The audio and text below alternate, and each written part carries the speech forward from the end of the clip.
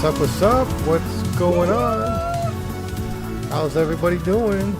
So, it is another interesting day. It's dumping like a little bit out there. It's not too far off. It's been hovering around, Bitcoin has been hovering around 84, 85.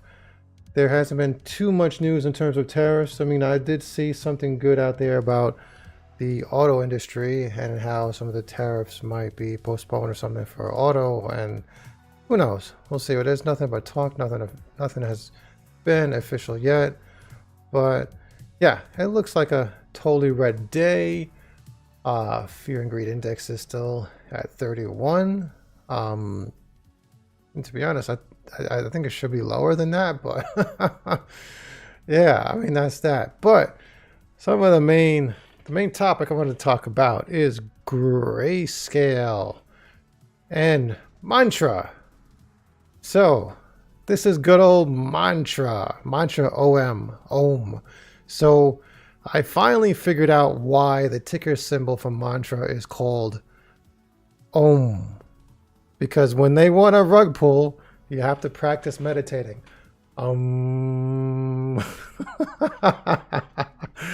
I was like, oh my god, dude. So this is it looks like a bullish chart, but then if you go to their 7-day, it dumped 94% within an hour and a half, and that's within a 4-hour candle. So it was a rug pull. Now, definitely looks like a rug pull. The founders say that it's not a rug pull and they didn't do anything. It's just happened to be that a single investor that held $227 million worth of Mantra decided to just dump. I mean, I don't know. It's kind of weird. Usually an investor wouldn't do that. They would cash out incrementally when things are pumping. I don't know why they would do this. Is really strange, but glad I didn't buy into Mantra. Now, I was saying last week that I think RWA tokens are like probably a little bit more stable than others. They're more stable than meme coins and so on.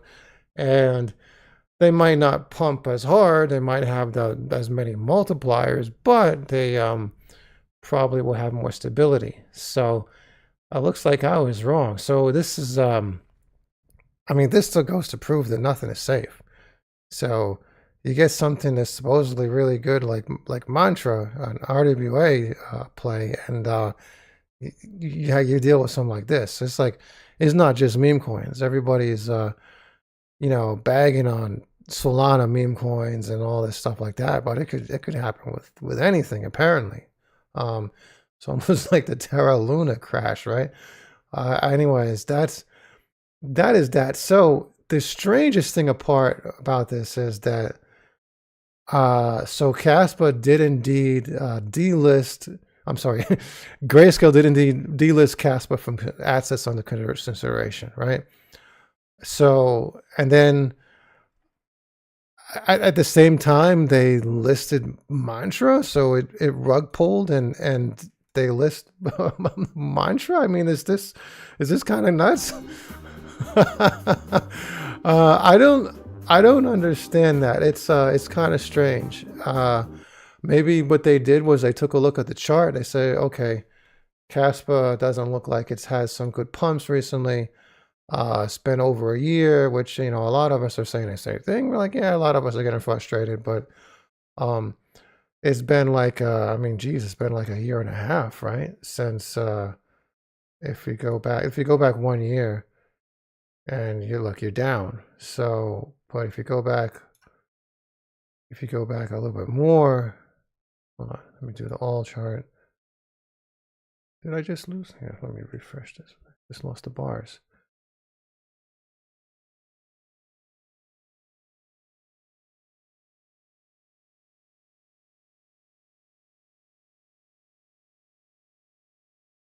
I don't have the things to move the chart. I just had it.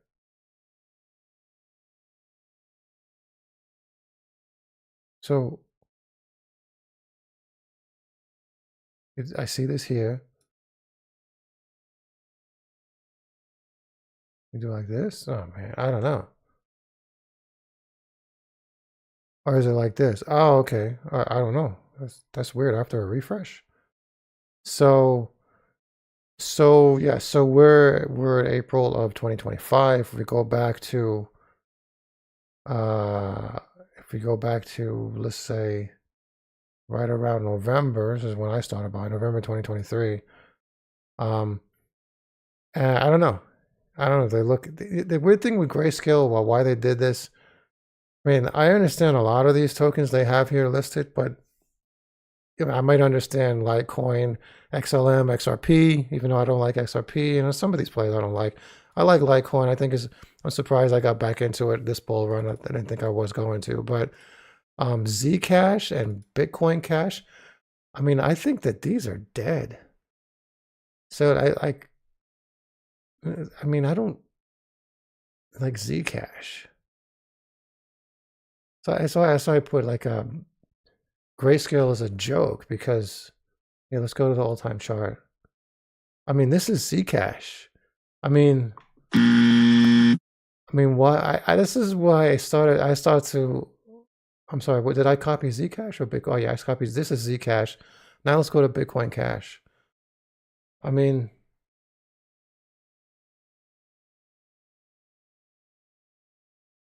yeah, this is like all time with Bitcoin Cash. This again. I mean, look at this. It's horrible. I mean, this is why I started looking. I started really looking into Grayscale after this. And I was like, let me give this. I can't find any of the reasons. They didn't list any reasons or publicly or anything related to why they delisted Kaspa as assets under consideration. But then I saw the thing with Mantra. So they delist Kaspa, they add Mantra. It's a rug pull. And I'm looking at some of these. I mean, and these are horrible plays. There's no reason why you would want to invest in them. But yeah, I mean, it's just kind of nuts, right? Billy Bong, what's going on? Would it be better to put in $800 in Nacho or Casper? I was thinking Nacho would have much more. Yeah, you know, Nacho has a lot more potential, but the spread is so much bigger. I mean, we could get into a scenario where, you know, all KRC20 tokens across the board don't pump the way we expect them to. And that's a scary thought. We're looking at some of these KRC20 tokens where some of them could be like 1000x potential. I mean, this is what we're used to. But like, what if they don't? You know, what if none of them go past like 100 million market cap? What if Nacho only does like a 10x from where it is now, even if it's low, even at its low right now? What if it only goes? What was his all-time high? Nacho, I think was 60 or 70 million. I mean, what if it doesn't go too far past its all-time high? So it's more risky. I mean, the potential is there if it takes off, and you do 1000x with a lot of like a Croak, Kango, Kaspi, Casper, the Ghost. A lot of them have some good potential if they take off. But what if they don't? You know, it could be worse to put all your money into these KRC20 tokens than Kaspa. So I think Kaspa is by far the safer play. If you want to play with risk, you want to be risky, yeah, and put more money into KRC20 tokens.